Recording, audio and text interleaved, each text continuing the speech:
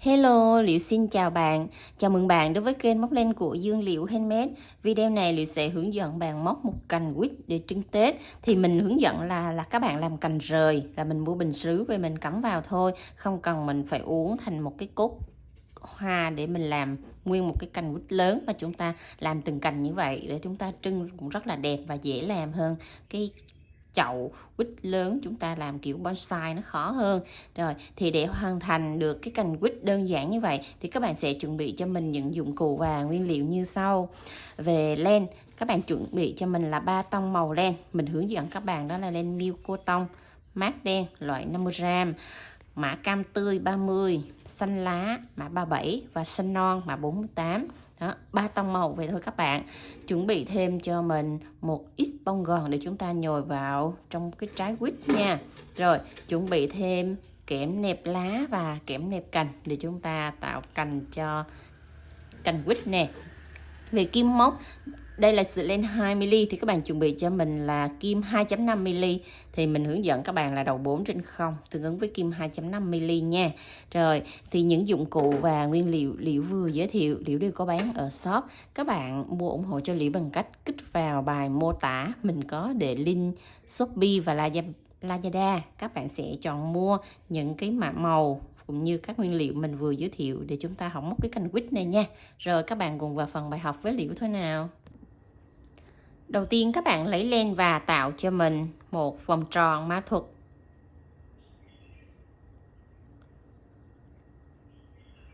Rồi móc lên một mũi móc xích. Và các bạn sẽ móc vào trong cái vòng tròn này cho mình là 7 mũi đơn. 1 2 3 4 5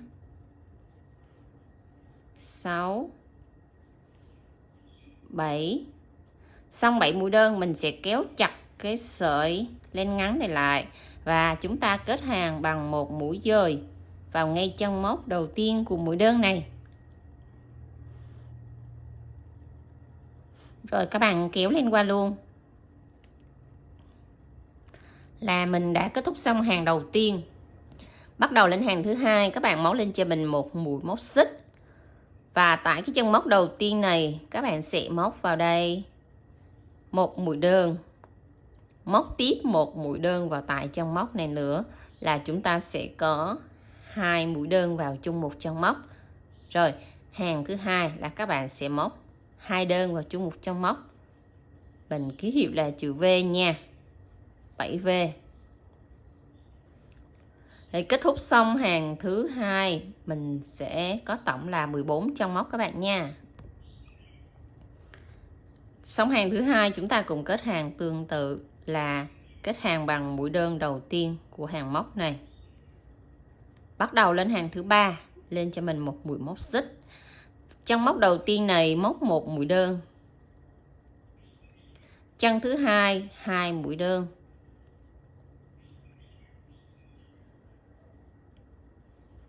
Chân thứ ba một mũi đơn.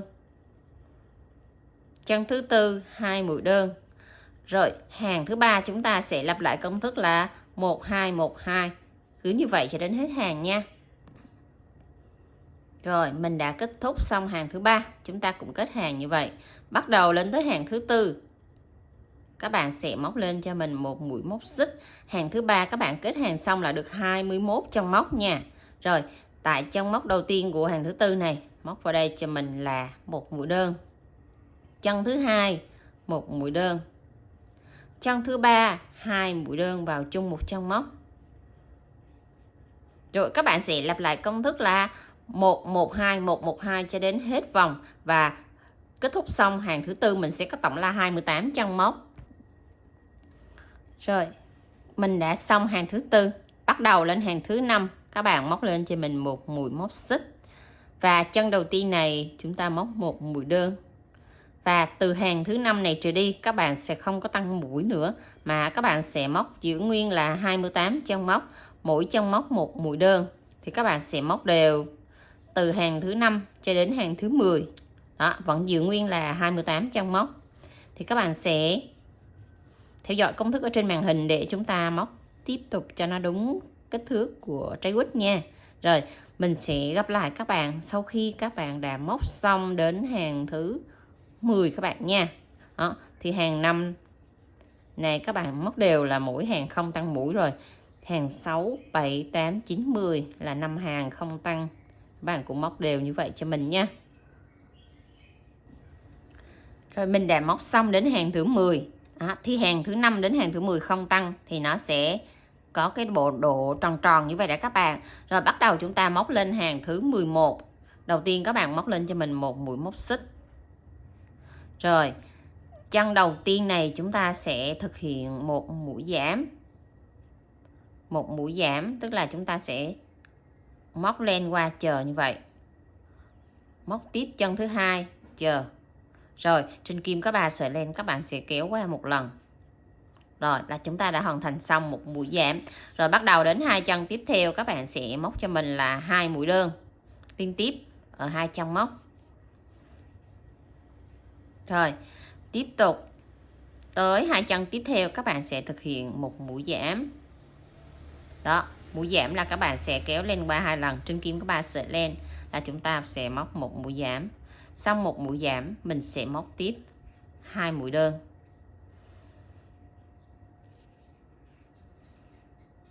Đó, rồi các bạn sẽ lặp lại công thức là 1A 2X 1A 2X, các bạn cứ lặp lại như vậy cho đến hết hàng, là hàng thứ 11 này mình sẽ có tổng là 21 chân móc nha. Rồi xong hàng thứ 11 thì các bạn cũng kết hàng lại tương tự giống như cái hàng trên cho mình như vậy ha. Rồi kéo lên qua. Bắt đầu lên hàng thứ 12 các bạn sẽ giảm mũi tiếp nha. Lên cho mình một mũi móc xích. Tại chân đầu tiên này móc cho mình một mũi đơn. Chân thứ hai và chân thứ ba các bạn thực hiện một mũi giảm. Rồi kéo lên qua. Chân thứ tư một mũi đơn. Chân thứ 5 thực hiện một mũi giảm. Đó, hàng thứ 12 các bạn sẽ lặp lại công thức là XA như vậy cho đến hết hàng, và xong hàng thứ 12 các bạn sẽ có tổng là 14 chân móc nha. Rồi kết thúc xong hàng thứ 12 mình có 14 chân móc. Rồi tại hàng này các bạn sẽ nhồi gòn vào cho mình nha. Rồi, các bạn sẽ nhồi gòn cho thật là tròn căng quả quýt cho mình.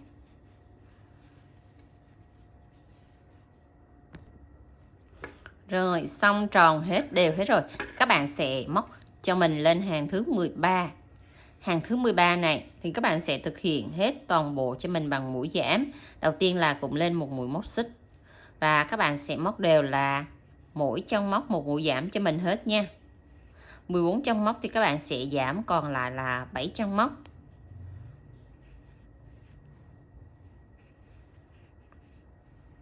Rồi các bạn cứ giảm như vậy cho đến chân cuối cùng cho mình ha. Tất cả các chân nào cũng giảm mũi hết lại. Giảm đến chân cuối cùng rồi thì các bạn sẽ móc một mũi dời vào ngay chân móc đầu tiên này. Rồi kéo lên qua, cắt cho mình một đoạn có chiều dài cỡ tầm là 15 cm nha, để mình sẽ khâu ráp cho cái phần cuối này nó tròn lại. Rồi cho kim khâu len vào và chúng ta sẽ khâu ráp vào nha. Rồi ở đây có 2 mép len, các bạn chỉ lấy một mép len ở phía bên trên thôi. Các bạn sẽ lấy là 7 chân móc, mỗi chân móc một mép len ở phía trên nha các bạn. Rồi các bạn sẽ lấy đều như vậy hết cho mình 7 chân luôn. Và đừng có bỏ sót chân nào các bạn nha. Các bạn bỏ sót là khi mình rút lại là cái quả quýt của mình nó không có tròn. Rồi xong 7 chân móc, các bạn sẽ kéo siết chặt lại cho mình nè. Đó, siết chặt lại như vậy. Nhưng mà các bạn siết vừa vừa thôi để chừa cái lỗ, lát nữa mình sẽ đút cái thân kẽm vào này các bạn. Rồi cho cái sợi len vô, mình đâm xuyên qua tại cái lỗ vòng tròn này đó, kéo xuống dưới, nó có cái lỗ nhỏ nhỏ vậy là được các bạn nha. Rồi các bạn sẽ đâm xuyên lại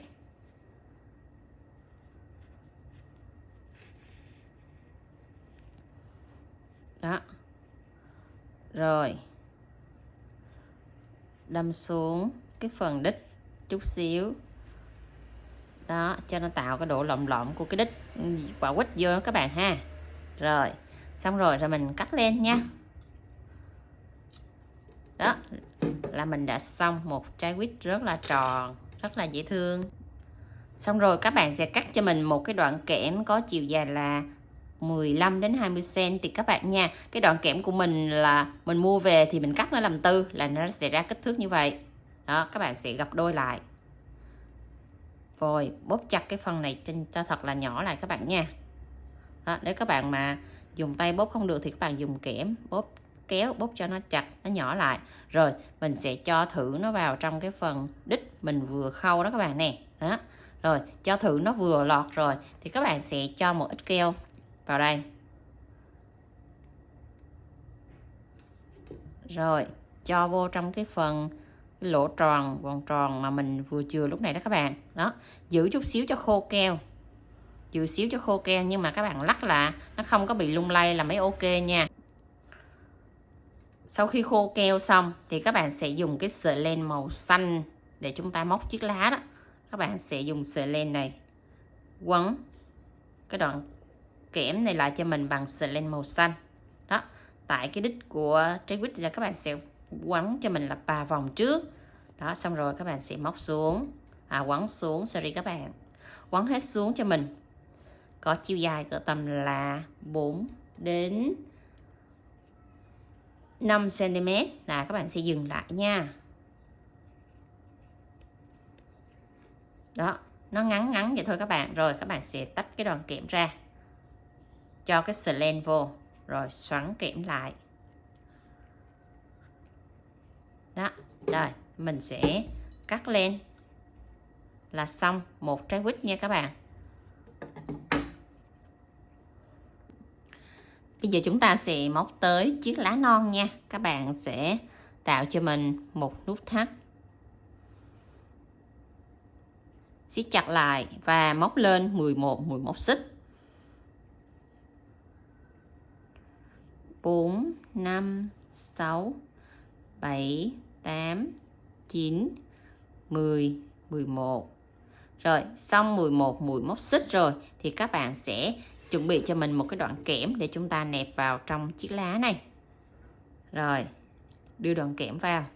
Các bạn sẽ móc cho mình chân đầu tiên này một mũi đơn, chân thứ hai một mũi nửa kép, rồi 5 chân móc liên tiếp các bạn sẽ móc mỗi chân móc một mũi kép.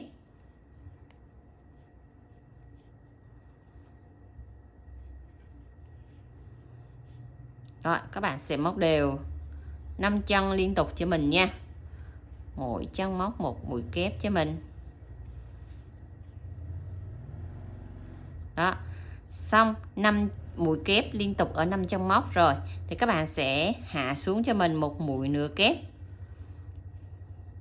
Rồi còn lại 2 chân cuối thì chân kề cuối các bạn sẽ móc một mũi đơn. Chân cuối cùng này các bạn sẽ móc vào đây cho mình là một mũi đơn nè. Rồi chỉnh cho cái đoạn kẽm của mình nó bằng. Rồi xong một mũi đơn các bạn sẽ lên một xích, 2 xích, móc tiếp vào cái chân cuối cùng này thêm cho mình một mũi đơn nữa. Đó, lạc chân cuối này chúng ta có 2 đơn vào chung một chân móc và chính giữa 2 đơn là có 21 xích các bạn nha. Rồi quay qua bên này các bạn sẽ móc đối xứng giống như mép bên phải, tức là mép bên trái các bạn sẽ móc tương tự như vậy. Chân đầu tiên là mũi đơn nè, chân thứ hai là mũi nửa kép,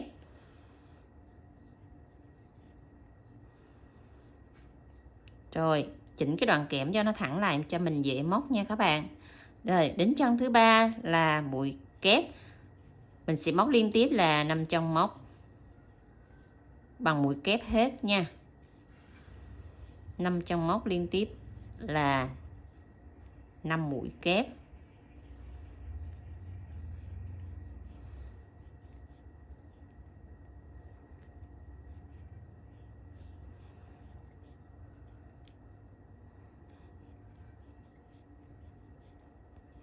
Xong rồi, còn lại 2 chân cuối cùng này thì các bạn sẽ hạ xuống cho mình một mũi nửa kép.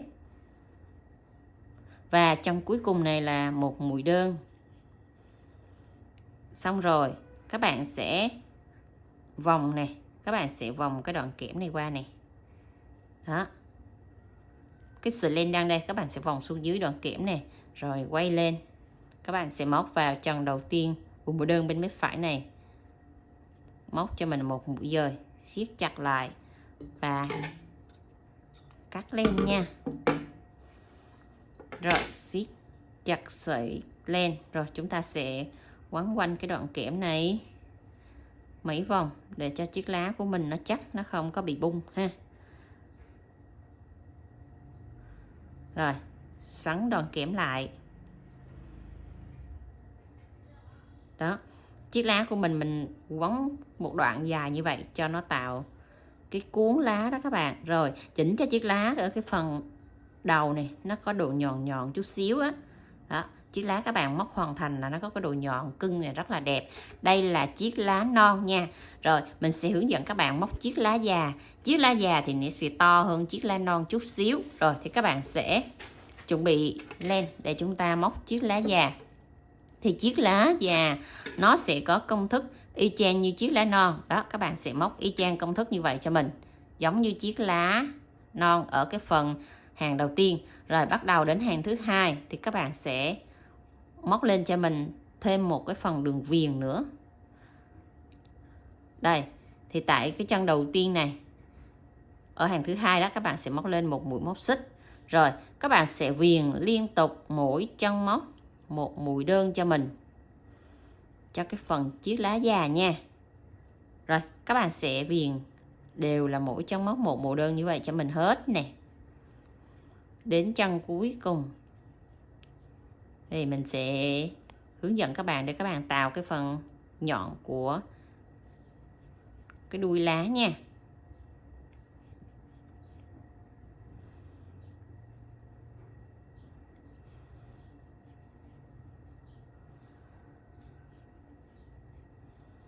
Đây. Rồi đến điểm nhọn này các bạn sẽ móc lên cho mình một xích, 2 xích. Rồi quay lại chúng ta móc một cái mũi dời vào đây, vô 2 sợi len ở cái mép đây. Các bạn sẽ móc qua cho mình một mũi dời. Đó, để tạo độ nhọn của cuốn lá. Rồi quay qua đây, tại chân móc đó luôn các bạn, móc tiếp cho mình một mũi đơn. Tức là cái chân mà ở chính giữa đó các bạn sẽ móc 2 mũi đơn vào chung một chân móc, và chính giữa 2 mũi đơn các bạn sẽ tạo một mũi bông dâu để tạo một cái độ nhọn của chiếc lá nha. Rồi quay qua tới bên này thì các bạn sẽ móc đều cho mình là một chân móc một mũi đơn liên tục như vậy nữa, là chúng ta nẹp một đường viền ngoài thôi đó các bạn, để cho chiếc lá của mình nó to ra và nó y chang như cái lá chanh này luôn đó các bạn ha. Đó, thì đây là lá già thì các bạn sẽ móc bằng len xanh đậm nha. Rồi đến chân cuối cùng chúng ta cũng móc một mũi dời vào ngay chân móc đầu tiên này. Đó, thì các bạn sẽ vòng sợi len qua và móc vào đây một mũi dời tại chân móc đầu tiên của mép bên phải này. Rồi siết chặt và cắt cho mình một đoạn len. Xong rồi thì các bạn sẽ chỉnh cho chiếc lá của mình nó dài, nó thẳng ra.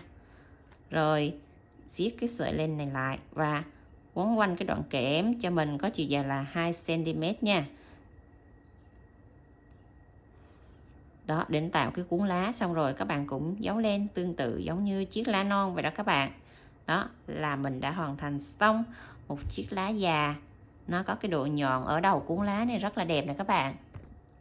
Rồi các bạn sẽ chuẩn bị sẵn sàng cho mình tổng là một chiếc lá non nè, 8 chiếc lá già và 3 trái quýt để chúng ta sẽ tạo lên một cái cành quýt như vậy.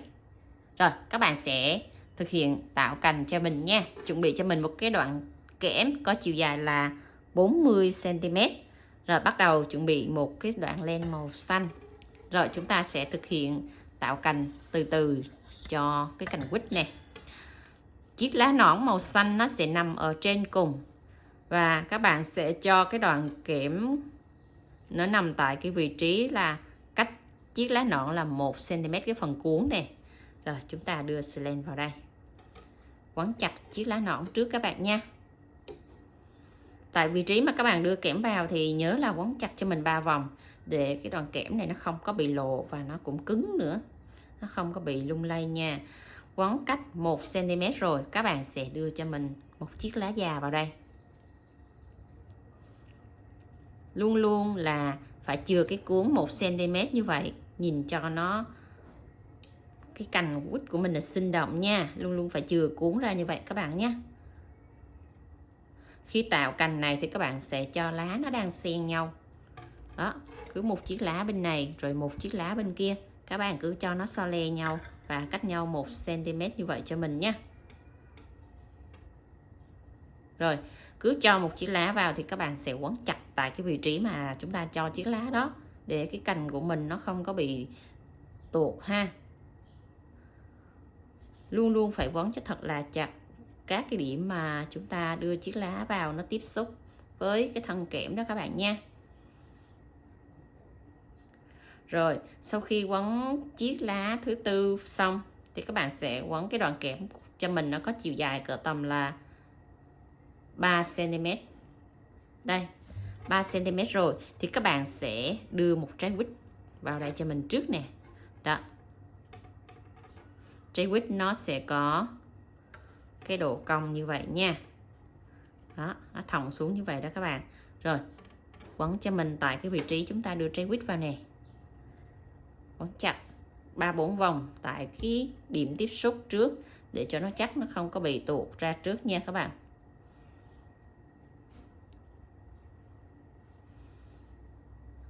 Xong rồi thì các bạn sẽ ráp tiếp chiếc lá nó vào đây. Đó, là luôn luôn chừa cuốn như vậy.